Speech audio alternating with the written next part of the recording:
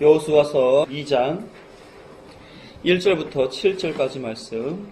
눈의 아들 여호수아가 시딤에서 두 사람을 정탐꾼으로 보내며 이르되 가서 그 땅과 여리고를 엿보라 하매 그들이 가서 라합이라 하는 기생의 집에 들어가 거기서 유숙하더니 어떤 사람이 여리고 왕에게 말하여 이르되 보소서 이 밤에 이스라엘 자손 중에 몇 사람이 이 땅을 정탐하러 이리로 돌아왔나이다.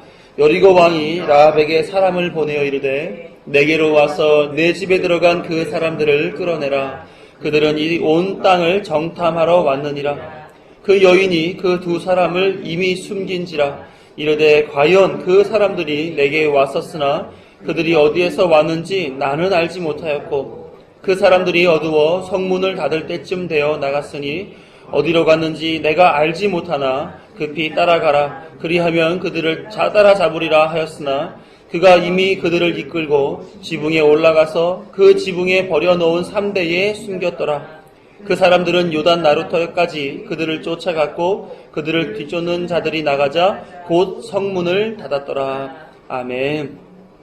이 말씀 위에 담으신 하나님의 권세와 영광이 저와 여러분에게 채워지길 간절히 소망합니다. 사람은 눈에 보이는 성적과 치적, 결과 이런 데 주목하면서 그 일을 해낸 사람을 높이 평가합니다. 2002년도에 히딩크, 저는 군대에서 지원장교회 할 때 했었어요. 2002년 월드컵 할 때가 난리가 나잖아요. 그래가지고 한 번은 8강 때 연병장에다가 대형 스크린을 만들어 놓고 지원장교회니까 제가 거기 관여했단 말이에요. 각 부대 병력들이 한 1000명 정도 모인 것 같아요. 큰 대형 연병장에 대형 스크린을 딱 해가지고 8강을 딱 이뤄내는데 눈물이 막 나는 거야. 그 응원하는 그 열기와 그 승리라는 어떤 쾌감과 그 분위기가 있잖아요. 와, 얼마나, 근데 대위 계급 짱 달고 눈물을 흘릴 수는 없잖아. 그래서 막 이러면서 했던 그 기억이 나요. 근데 히딩크가 4강 신화를 이루겠다 처음에 했던 그 말을 듣고 누가 그걸 인정했겠어요. 우리나라가 여태껏 그런 본 적이 없고 또 우리나라의 전력을 국민들도 나름 그래도 알고 있는데 누가 그 장담을 인정해 줬겠냔 말이에요. 아무도 그 말이 실현되리라고는 생각하지 못했어요. 그런데 정말로 그가 말한 대로 전무후무하게 4강을 이뤄낸 거예요. 지금도 당시의 평가로 인해 히딩크 하면은 어떤 생각이 들어요? 명장이지, 명장. 그죠? 리더십으로도 인정받을 만한 아주 그런 사람으로 우리는 기억하고 있습니다. 그가 해낸 일을 보니 그 사람이 그런 사람이구나 하고 인정이 되는 거예요. 그렇죠? 이런 분들이 우리나라에는 많이 있어요. 세종대왕이라든지 이순신 장군도 그렇고 박정희 전 대통령도 그렇고 그런 부류의 사람이죠. 어떤 일을 아주 나라를 위해서 큰 일을 해내시곤 그 일이 그 사람을 대표하여서 계속해서 그 사람을 존경스러운 사람으로 만들어내는 그런 분들이죠. 이들의 공통점이 있다면 첫째로 사람들에게 추앙받는 자리에서 그 일을 했다는 것입니다. 어찌 보면 세종대왕이 왕의 자리에서 그만한 일을 하는 건 당연한 거 아닌가. 또 이순신 장군이 그렇게 해군의 장수로서 일본군이 침략해 왔을 땐 당연히 그렇게 해야 되는 게 아닌가.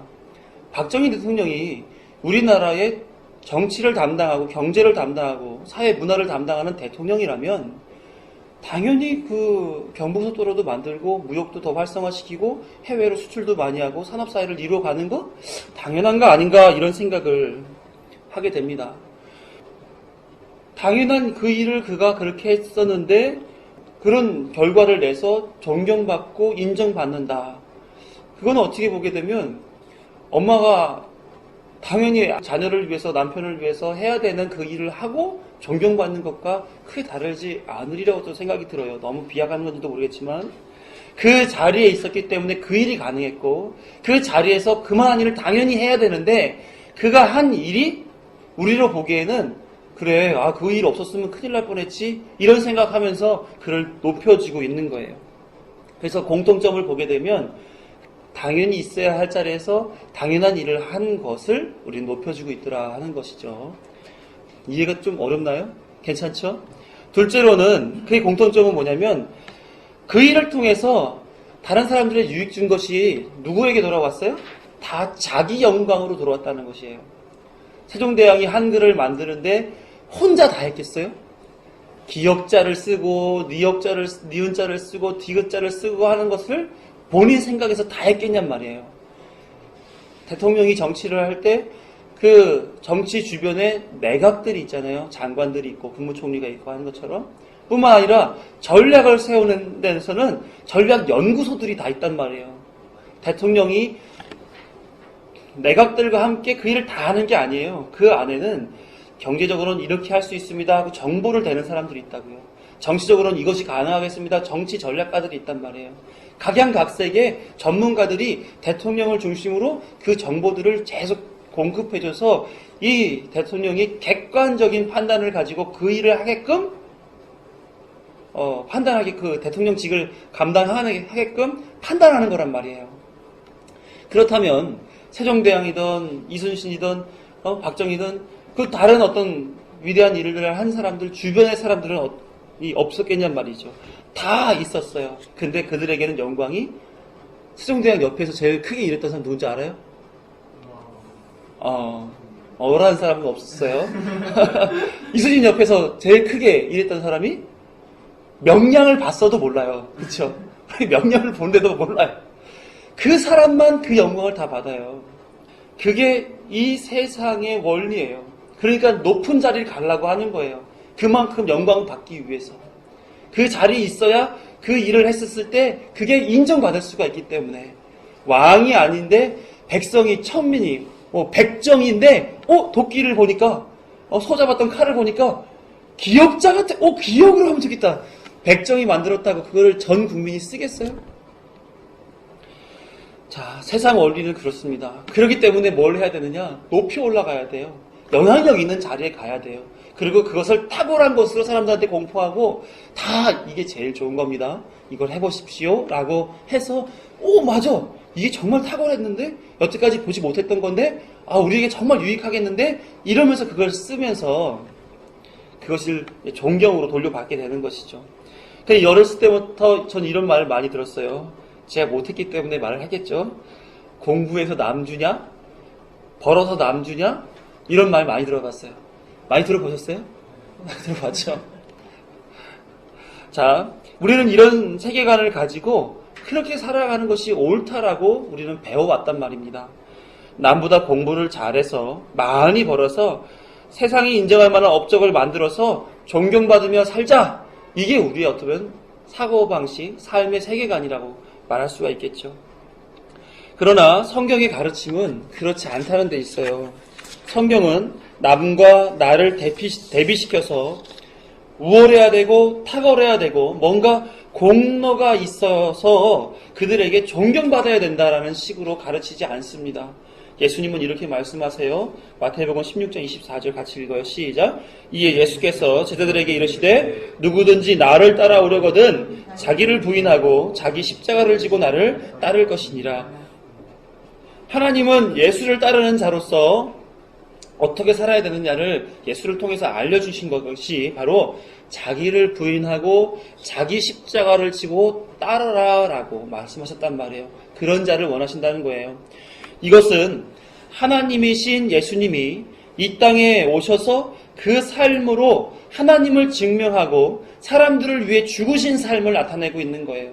성경은 그렇게 살아라라고 얘기한단 말이에요. 여기에 우리의 삶이 지향하는 최종 목적이 담겨져 있어요. 그리스도처럼 살아야 하는 것.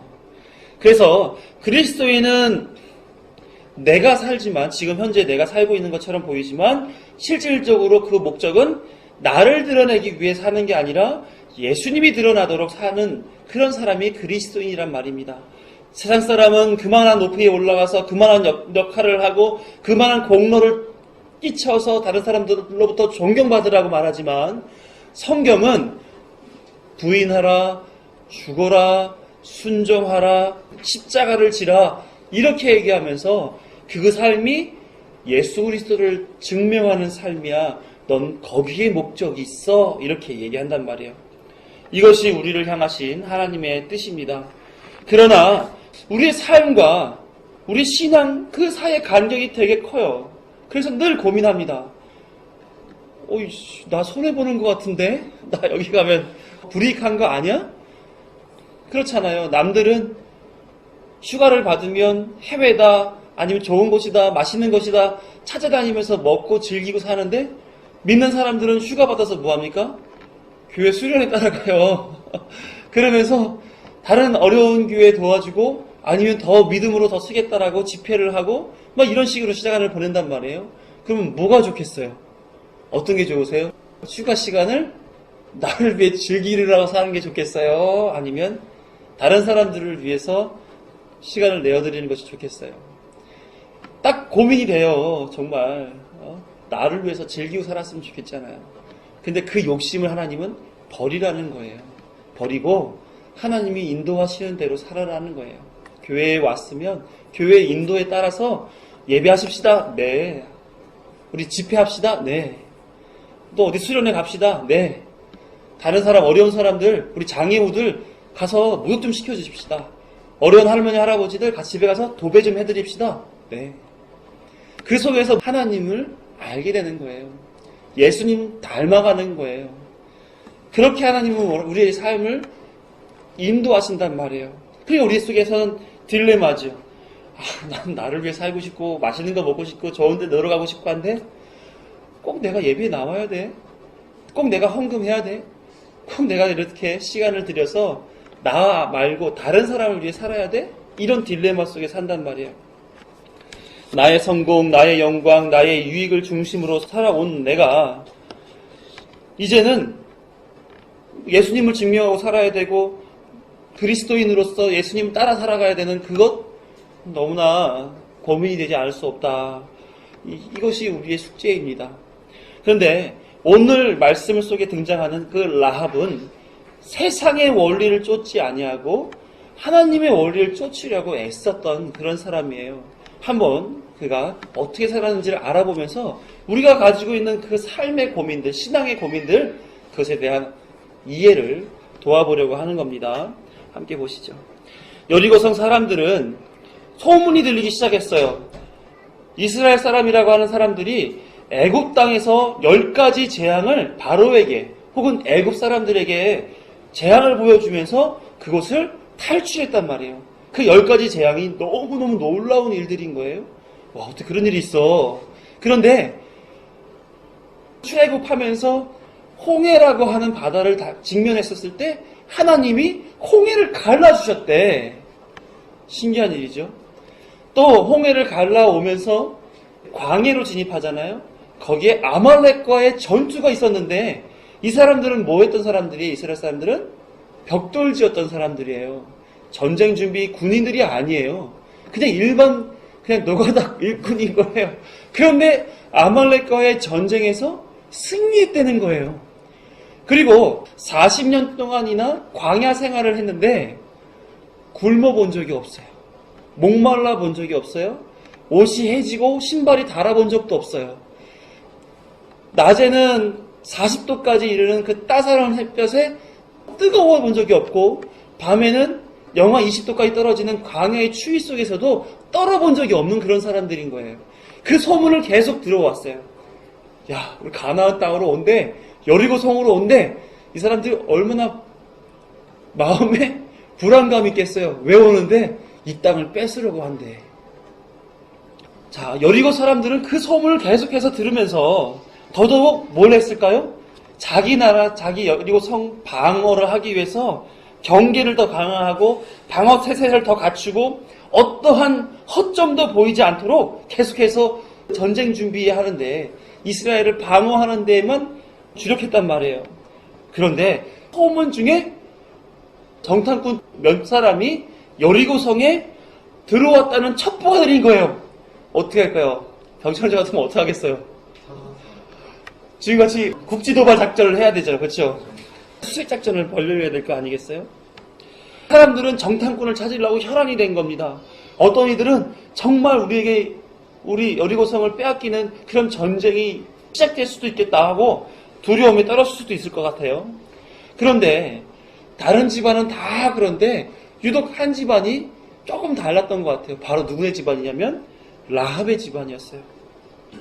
두 정탐꾼들은 하필이면 사람이 많이 오가는 그 기생의 집에 왜 방문하게 됐을까요?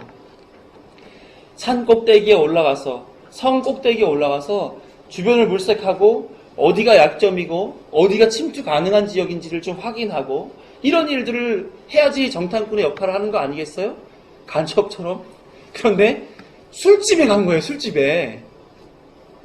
그걸 좋은 의도로서 생각해 본다면 그 자리가 최선의 자리가 아닌가? 이런 생각을 하면서 거기 가지 않았을까 싶어요.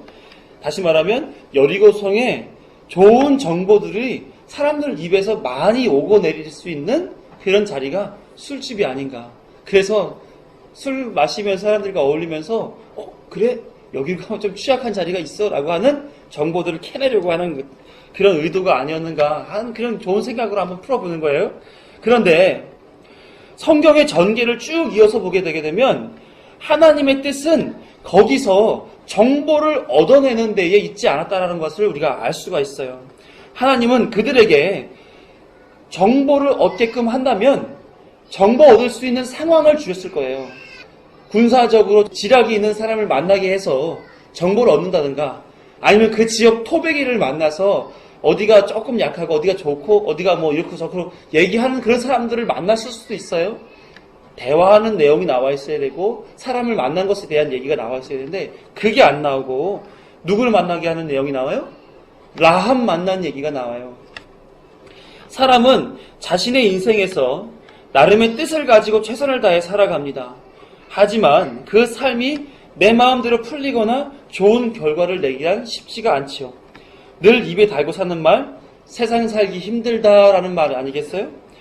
그렇게 이 사람들은 라합을 만나는 것은 아무 전쟁에 도움이 안 되고 더더군다나 내가 여기 이 땅에 왔다는 것으로 사람들이 나를 혈안이 되어 찾으려고 하는 위기 상황 속에 직면하고 있단 말이에요. 그러니까 두 정탐꾼의 마음은 어땠을까요? 아니 나는 여기 와서 정보를 캐러 왔는데 큰일 났네. 나 잡으려고 이렇게 사람들이 찾아다니고 난리를 치고 난 기껏해서 대화되는 사람 하나 만난 게 기생 라합이야? 그러니까 너무 세상 살기 힘들다. 정탐꾼 하기 힘들다. 이렇게 얘기하지 않았겠냔 말이에요. 그런데 그 속에 하나님의 메시지가 있다는 거예요. 힘든 인생을 산 대표적인 성경의 인물을 꼽자면 야곱이라는 인물이 하나 있습니다. 야곱은 자신의 일생 동안 자기의 욕심을 쫓아 살았던 거예요. 팥죽으로 장자권을 빼앗았고 형 에서에게 주어져야 할 아버지의 축복을 얻어냈습니다. 또 축복 얻어냈다라고 하는 것 때문에 에서와 아버지 야곱으로부터 위험하니까 외삼촌 라반의 집에 가서 거기서 결혼도 하고 재산도 불리기도 하고 그래요. 다 자기를 위해서 살아왔고 선택했던 그 인생 살았습니다. 뿐만 아니라 베델에 와서는 하나님과 씨름을 해요. 하나님도 이겨먹겠다는 거예요. 축복받아내야겠다 해서 씨름을 합니다. 결국은 거기서 축복을 받고 본인은 그 하나님의 사자한테서 환도뼈를 맞아 결국 다리를 절게 돼요. 그렇지만 뭘 획득했어요? 복을 얻었단 말이에요. 계속해서 끊임없이 자기중심적인 삶을 살면서 고생의 길을 걸어가요. 그러나 그가 아들 요셉의 부름을 통해서 애굽의 왕 바로를 만나게 되는데 그것에서 그가 한 일이 뭐냐면 축복하는 일이에요. 감히 히브리 일개 족장이 어마어마한 이집트, 애굽이라고 하는 나라의 왕한테 축복을 해준단 말이에요. 그러면서 자기 안에 있었던 고백의 말, 그 인생의 가장 핵심적인 얘기들을 하게 됩니다. 창세기 47장 7절부터 10절을 보게 되면 제가 읽어요. 요셉이 자기 아버지 야곱을 인도하여 바로 앞에 서게 하니 야곱이 바로에게 축복하며 바로가 야곱에게 묻되 네 나이가 얼마냐? 왕이 물어볼 수 있죠. 그렇죠? 근데 야곱이 이렇게 대답합니다. 야곱이 바로에게 아뢰되 내 나그네 길의 세월이 130년이니이다. 내 나이가 얼마 못 되니 우리 조상의 나그네 길의 연조에 미치지 못하나 험악한 세월을 보내었나이다 하고 야곱이 바로에게 축복하고 그 앞에서 나오니라. 이 사람이 130년 짧게 살았어요? 아니죠. 130년 인생이 짧은 인생은 아니에요. 그런데 그가 살아보니까 내 나그네 인생, 내 조상의 인생들과 비교할 바는 아니지만 그래도 나름 험악한 인생 사는 사람 같아요 하면서 그 속에서 축복할 담대함이 있었음을 암시하는 표현을 한 거예요. 어찌 보면 130년 동안 자기 인생 살려고 한 거 아니에요. 내가 부귀 영화를 누리고 내가 목적한 그 존경을 받기 위해서 그동안 살아온 삶의 인생, 그 삶의 시간들 아닙니까? 그런데 자기를 위해 살았는데도 불구하고 고백하는 것은 저 따라 살다가 험악한 인생 살았어요. 이렇게 얘기하는 거예요. 아등바등 살았던 자신의 삶에 의미가 없었다고, 그리고 그 의미가 없음을 어찌 알게 되었느냐? 내가 하나님을 만나 하나님을 알고 하나님의 뜻이 무엇인지를 깨닫게 되니까 내 아등바등했던 그 130년의 삶이 아무것도 아니었더라라는 것을 알게 되었다고 고백하고 있는 거예요. 야곱이 경험한 그 복의 삶은 과연 무엇인가? 사람으로부터 찾을 수 있는 것이 아니더라라는 거예요. 하나님께 있더라, 하나님의 의에서만이 주어지더라라는 것을 알게 된 겁니다. 이걸 깨닫게 되니까, 이걸 깨닫게 하시기 위해서 하나님이 나에게 나그네 130년의 인생을 주셨다라고 고백하는 것이고, 내가 비록 자그마한 족장으로서 살지만 당신과 같이 막강한 권력을 가지고 있는 이집트 왕일지라 하더라도 당신은 나나 복이 무엇인지 모르고 인생 그 영광스러운 일이 무엇인지 모르는 미천한 존재예요. 내가 당신한테 하나님을 소개해주는 그런 일을 할 것이요 라고 하면서 축복하게 된 거예요. 하나님을 경험한 자가 할 수 있는 가장 큰 복, 하나님께 당신을 복되게 해달라고 축복을 빌어주는 것이요 라고 하면서 축복해 줬다는 말이에요. 야곱은 왕에게 그렇게 담대하게 축복할 수 있었던 것이 하나님이 복이요 가치다라고 하는 것을 깨달아 알았기 때문에 그렇습니다. 그래서 다시 본문으로 돌아왔을 때 그것을 알게 하시기 위해서 사람들에게 고난을 주시고 거기에 이 두 정탐꾼도 마찬가지인 거예요. 그 두 사람이 정보를 캐고 할 수 있는 전략을 세울 수 있도록 그가 쓴 자기 방식의 전쟁이 아니라 하나님이 어떠하신 분이신가를 깨닫게 하기 위해 벌려진 그런 전쟁이기 때문에 그들은 거기서 전략가를 만나고 그 지형을 잘 아는 사람을 만나는 게 아니라 하나님을 만나게 해주시는 그 수순을 밟고 있는 거란 말이에요. 두 정탐꾼이 전쟁을 준비하는 용맹스러운 일을 거기서 했습니까? 그가 한 일이 뭐예요? 숨어 지냈던 거예요. 라합을 만나 그녀와 가족들을 살려주겠다고 약속한 거, 이 두 가지밖에 없어요. 그들이 일한 것을 가지고 그들이 뭔 전쟁에 도움이 있었겠습니까? 그러나 그 속에서 누가 일하셨느냐면 하나님이 일하셨어요. 첫 번째 1절을 보시게 되면 이렇게 기록합니다. 눈의 아들 여호수아가 시딤에서 두 사람을 정탐꾼으로 보내며 이르되 가서 그 땅과 여리고를 엿보라 하매, 이게 이 사람들이 보낸 파송의 목적이죠. 근데 가서 뭐 했냐면 라합이라 하는 기생의 집에 들어가 거기서 유숙하였다, 숨어 지냈다, 이거밖에 없어요. 그리고 나서 3절을 보게 되면 이렇게 기록합니다. 여리고 왕이 라합에게 사람을 보내어 이르되 내게로 와서 내 집에 들어간 사람들을 끌어내라. 그들은 이 온 땅을 정탐하러 왔느니라. 숨어 지낸 것밖에 없는데 그걸 또 다른 사람들이 다 알아버렸어요. 그래서 라합의 집에 있는 걸 어찌 알고 그 사람을 끄집어내라고 강요를 받는 그 일들과 직면하게 됐어요. 만약에 하나님이 그 두 사람에게 목적을 뒀다면 뭔가 그들을 통해서 일이 벌어질 겁니다. 그런데 거기에는 두 사람을 통해서 일하는 것이 아니라 다른 사람을 통해서 일을 해요. 바로 라합이라고 하는 사람이에요. 그래서 라합은 그 중심에서 정탐하러 온 두 사람을 만났고 또 여리고 성 사람들이 내놓으라고 쫓아와서 말한 그 사람들을 또 만났어요. 그 사람들 중간에 서서 자신이 얼마만큼의 선택을 해야 되는가에 대한 책임을 느꼈을 거 아닙니까? 그렇죠? 하나는 두 정탐꾼을 숨겨주는 일에 내 삶을 드릴 때 선택할 것이냐? 아니면 여리고 사람들을 위해서 이 사람들을 여기 있습니다 하고 밝혀주는 것이 내 선택이냐? 둘 중에 선택의 기로에 있었을 거란 말이에요.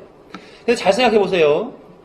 여리고 성 사람들과 여태까지 라합은 같이 더불어 살았던 사람들입니다. 그곳에서 가족과 어울려져 있는 사람들이고 삶의 터전이 있었던 사람들이고 자신에게 소중한 것을 주고 나눴던 그런 사람들이 와서 달라고 하는 거예요. 소개시켜 주지 않으면, 이 사람들 여기 있다는 것을 밝혀주지 않으면 뭐 한 겁니까? 배신이죠, 배신. 만약에 숨겨졌다라고 하는 사실이 드러나게 되게 되면 이 사람들로부터 어떤 취급을 받을까요? 배신했다라고 하는 죄값을 받아야 되지 않겠습니까? 당시에 생명을 부지하기가 힘들었을 겁니다. 그런데 그녀는 선택했었어야 됐어요. 여리고를 선택할까? 이스라엘을 선택할까? 사람의 뜻을 선택할까? 하나님의 뜻을 선택할까라고 하는 기로에서 한 가지를 선택했었어야 되는 거였답니다. 세상의 방식으로 본다면 정탐꾼이 있는 것을 폭로하고 여리고 사람들에게 칭찬받는 공을 세우는 것이 더 가치 있는 일일 겁니다. 그러나 매국노 같은 역할을 했어요. 그 이유가 있다면 이런 일일 거예요. 라합은 하나님을 알았기 때문입니다. 하나님이 이끄시는 이스라엘의 미래와 이에 대응할 사람이 주도하는 여리고의 미래가 어떠한지를 이미 알고 있었기 때문에 그래요. 그래서 라합은 결단을 합니다. 하나님의 편, 정탐꾼과 함께 서기로 결심을 합니다. 그래서 라합은 두 정탐꾼을 숨기고 여리고 사람들에게 거짓말을 해요. 4절 5절. 그 여인이 두 사람을 이미 숨긴지라 이르되 과연 그 사람들이 내게 왔었으나 그들이 어디에서 왔는지 나는 알지 못하였고 그 사람들이 어두워 성문을 닫을 때쯤 되어 나갔으니 거짓말하죠. 어디로 갔는지 내가 알지 못하나 급히 따라가라. 그리하면 그들을 따라잡으리라 하였으나 거짓말하는 그 순간의 그 말이 그 여인의 삶의 방향을 바꾸는 말이 되어버렸어요. 그녀의 결단은 여리고성 사람들과 함께 할 수 없는, 돌이킬 수 없는 그 길로 들어서게 된 것입니다. 그러나 히브리서 저자는 이 라합의 행위에 대해서 이렇게 평가해요. 히브리서 11장 31절 같이 읽습니다. 시작. 믿음으로 기생 라합은 정탐꾼을 평안히 영접하였으므로 순종하지 아니한 자와 함께 멸망하지 아니하였도다. 라합은 여리고에 생명이 있지 않고 하나님께 생명이 있음을 알고 있기에 죽기를 각오하고 하나님의 뜻을 쫓았던 거예요. 이것을 성경이 뭐라고 말했습니까? 초반에 믿음으로 라고 표현했단 말이에요. 죽기를 각오하고 하나님의 뜻을 쫓아 살아가는 것이 하나님의 뜻이요 믿음이구나 하는 것을 우리가 알게 되는 거죠. 믿음은 이처럼 사람의 뜻을 쫓는 것이 아닙니다. 내게 주어진 생명과 사망의 갈림길에서 생명일처럼 보이는다 할지라도 그 길이 하나님의 뜻이 아니라면 멸망의 길이라 여기고 선택하지 않는 것이 바른 판단이고, 멸망의 길처럼 보인다 해도 하나님의 뜻이 거기 있다면 그 길은 생명의 길이기 때문에 그 길을 선택해야 된다라고 하는 거예요. 어떤 길이 생명을 향해 열린 길인지를 보게 하는 것이 바로 믿음이다 이렇게 말씀하고 있는 것입니다. 라합은 이 믿음의 선택의 시련에서 바른 선택을 하여 하나님의 뜻을 선택하는 것이 무엇인지를 우리에게 알려주는 그런 모델이 되어주고 있어요. 사랑하는 성도 여러분, 믿음이 있는 그리스도인은 하나님의 뜻을 쫓아 선택하며 살아가는 사람입니다. 그것이 내게 불이익을 준다 해도, 내 가치가 전혀 발휘되지 않는다 할지라도, 누가 알아주지 않는다 할지라도 한결같은 모습으로 하나님의 뜻을 쫓는 그런 사람이 바로 그리스도인이다라고 하는 거예요. 라합은 죽기를 각오하고 하나님의 뜻을 쫓아서 내가 정들었던 사람들과 또 삶의 기반과 또 추억과 미래의 어떤 기대들을 다 포기한 채로 하나님의 사람들을 선택했단 말이에요. 이것이 우리의 삶의 지표가 되어야 됩니다. 우리가 어떤 것을 선택하고 어떤 것을 바라보고 살아가야 되는가, 이 기로에 서 있을 때에 늘 항상 묻는 것, 어떤 것이 더 돈을 많이 벌게 해주는가, 어떤 것이 더 미녀를 얻을 수 있는 방법이 되는가, 어떤 것이 내 편리와 내 영광을 취할 수 있게끔 도와주는 그 길인가를 볼 것이 아니라, 하나님 어떻게 살아가는 것이 바른 삶입니까? 힘든 일일지라도 그곳에서 하나님 영광을 드러내기 위해 나를 보내신다면 난 거기를 가겠습니다. 편안한 일이라면 그곳에 가서 더 많은 사람들에게 유익을 주기 위해서 헌신하는 그런 사람으로 살겠습니다. 어디가 옳습니까? 라고 하나님께 그 뜻을 여쭙는 그런 사람의 삶이 우리 삶이요 바른 삶이다라는 말이에요. 첫 번째 믿음 있는 그리스도인은 하나님의 뜻을 쫓아 사는 그런 삶을 살아낸다는 거예요. 자, 두 번째로는 여기에 하나님의 사람 라합을 통해서 하나님의 뜻을 쫓는 것이 무엇인지를 보여주었는데 그 뜻은 사람으로서 행해지고 사람으로서 완성되어지는 것이 아니다라는 것을 우리에게 보여주는 내용들이 계속해서 나오게 됩니다. 라합에 대해서 성경은 1절에서 언급되듯 기생이라는 소개 외엔 다른 것이 주어진 것이 없습니다. 기생이라고 하는 것은 지금도 술집에서 술 따르는 여인을 보게 되면 조금 뭐랄까 존경받는 자리는 아니잖아요. 그렇죠? 그때 당시 어떤 사람들이 거기에 종사하게 되었을까 이렇게 생각해 볼 수가 있겠죠. 기생은 이스라엘에서는 사람으로서 존중받지 못했던 사람들이에요. 레위기에서는 농락을 당해 더러워진 여자를 창녀나 기생으로 보냈습니다.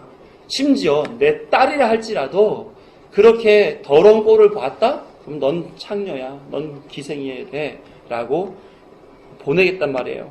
이들은 살기 위해서 뭘 했느냐면 간음이나 간통을 행할 수밖에 없었어요. 몸을 팔아야 먹고 살 수가 있었습니다. 정상적인 사람이라면 기생과 가까이 지내지 않는 것이 보통인 겁니다. 이스라엘 사람이 아닌 이방민족 가나안 사람인 경우에는 더더욱 신뢰할 수 없는 사람, 사람으로 볼 수 없는 사람이라고 여겨졌을 거예요. 근데 라합은 여리고에 있는 가나안 사람 기생 라합이에요. 그러니까 상종할 수 없는 거죠. 두 정탐꾼이 와서 그 사람과 손잡을 수 있었겠습니까? 아니죠. 그렇게 할 수 없어요. 어쩌면 기생이라고 하는 사람들은 사회적으로 소외되고 버림받은 사람들의 대표성이 아닌가 이런 생각도 해봅니다. 그런데 하나님은 그런 사람을 통해서 일을 했다는 거예요. 더 이상 세상의 미련을 가지지 않는 사람, 어쩌면 무가치한 인생을 살아가고 있는 자신에게 신물을 느끼는 그런 사람인 라합을 통해서 하나님은 모든 생명에게 하나님께서 다 목적을 두시고 탄생시키셨다라고 하는 것. 그리고 너 내 목적을 가지고 있는 존재로서 그 목적이 무엇인지를 경험해 봐야 돼 라고 의미를 부여하는 그 일을 하나님은 진행해 나가고 계시단 말이에요. 그게 뭐냐면 하나님의 일하시는 방법이에요. 하나님께서 라합을 부른 것은 너 삶에 의미 없는 삶이 아니야. 너 굉장한 목적 있는 삶이야. 너가 지금 그렇게 살고 있지만 그렇지만 그 속에서 나를 보렴 라고 그를 불러내신 거란 말이에요. 자신을 통해서 한 걸음 가나안 땅을 주시마 언약하신 하나님의 작정이 실현되는 그 거룩한 일에 참여시키고 있는 것입니다. 이후에 일어날 일을 미리 좀 엿보기를 원해요. 라합의 믿음의 행위를 통해서 가나안 땅 그 난공불락의 여리고 성의 핵심적인 정보를 가지고 돌아왔습니까? 그렇지 않습니다. 성을 무너뜨리는 데에 쓰이는 그런 일들을 하나님께서 그를 통해서 이뤄내지 않았어요. 정탐꾼을 만나게 된 이유, 하나님께서 그녀에게 행하시는 그 이유는 뭐냐면 라합과 그 가족을 살리시기 위한 것이었습니다. 그 이유를 어디서 볼 수 있냐면 마태복음 1장 5절에서 6절 살몬은 라합에게서 보아스를 낳고 보아스는 룻에게서 오벳을 낳고 오벳은 이새를 낳고 이새는 다윗 왕을 낳으니라. 라합이라고 하는 그 여인을 통해서 뭐가 이어지고 있습니까? 이 이스라엘의 계보가 이어지고 있어요. 다윗 왕이 나왔다고 그래요. 다윗 왕은 어떤 사람이에요? 마태복음 1장 1절을 보게 되면 이렇게 표현합니다. 아브라함과 다윗의 자손 예수 그리스도의 계보라. 예수님의 조상이에요. 예수님의 조상. 또 예수님을 상징하는 상징적 인물이에요. 다윗이 탄생하기 위해서 하나님은 라합을 들어 사용하신 거란 말이에요. 하나님은 예수님을 탄생시키시기 위한 과정을 보여주시기 위해 라합을 여리고 성에서 선택하시고 여리고 성 전투와 가나안 땅 입성과 아무런 상관없는 라합의 등장 스토리를 여호수아서에 삽입시키고 있는 거예요. 하나님은 그녀에게 믿음을 주시고 그 믿음을 따라 담대하게 행하시셔서 하나님의 백성의 삶은 어떠해야 하는지를 보여주시면서 뿐만 아니라 하나님의 백성에 대해 내 백성은 내가 선택하고 내가 믿음을 주고 내 뜻을 이루도록 살게 한다는 것을 보여주시면서도 그 속에서 하나님의 역사를 이뤄가고 있다는 거예요. 여호수아나 라합이나 누가 하나님의 뜻과 역사를 풀어가시는 것, 이것에 대해서 알고 있었던 사람이 있었습니까? 아무도 모르죠. 자기 현실 앞에 놓여져 있는 것만 바라봤어요. 그래서 여호수아는 전쟁을 준비를 했고요. 라합은 자신과 자신의 가족이 살아남을 방법만 찾았단 말이에요. 그런데 하나님은 그 사람들을 들어서 역사에 활용하고 있다는 얘기예요. 예수님의 조상이 되게 했단 말이에요. 누가 이걸 알았겠냔 말이죠. 예수님의 탄생의 한 기점이 된 라합과 두 정탐꾼의 만남은 실로 가장 위대한 만남이 아닐 수 없습니다. 역사의 주관자 되시는 하나님은 어쩌면 그렇게 소소하고 의미 없을 수 있는 만남을 가장 위대하고 가장 역사적인 만남으로 만들어내셨다는 거예요. 여기서 여호수아의 두 번째 핵심 주제인 약속의 신실하신 하나님을 우리는 경험할 수가 있는 거예요. 사랑하는 성도 여러분, 우리 하나님은 이렇게 미천한 어떤 상황과 환경 속에서 미천한 인물을 통해서도 하나님의 뜻을 이루어내신다고요. 그 역사를 통해서 우리가 알 수 있는 거 아닙니까? 지난주에 역사가 영어로 뭐라 그랬어요? 히스토리라고 그랬어요. 그렇죠? 그의 이야기, 하나님의 이야기.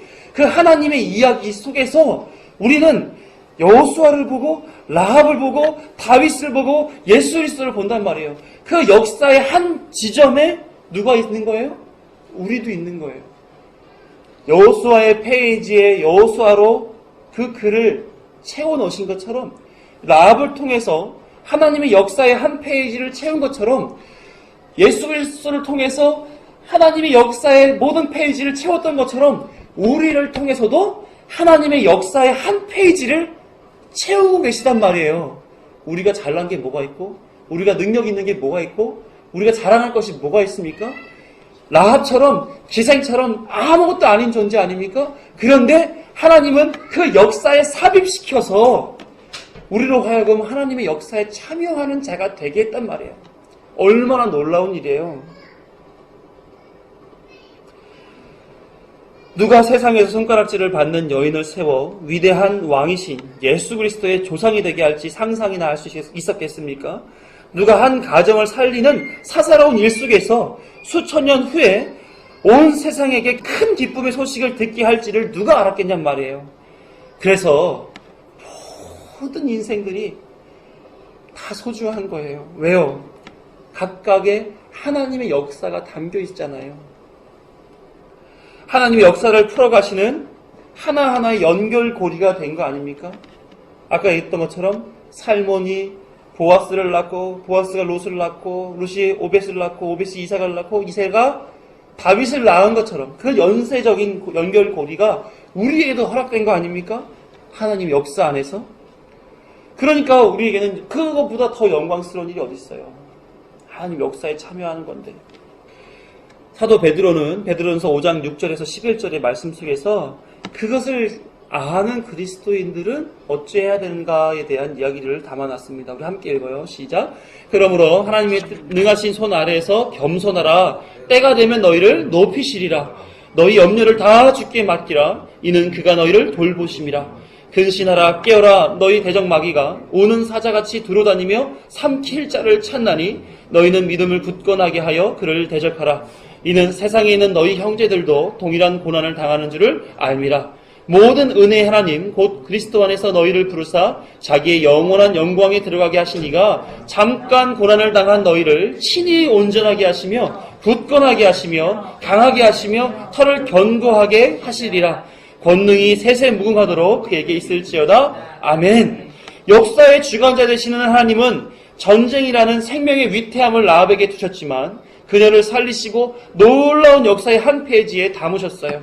우리의 삶도 우리가 믿음을 잃기 쉬운 그런 현실 속에 살고 있지만 하나님은 우리를 분명하게 라합을 붙잡았었던 그 강한 손으로 우리를 붙잡아 주실 줄 믿어요. 그래서 우리에겐 하나님의 더 크고 놀라우신 그 믿음의 삶을 허락받을 줄로 믿습니다. 우리 시대의 역사의 한 페이지에 우리를 담아주실 것으로 믿어요.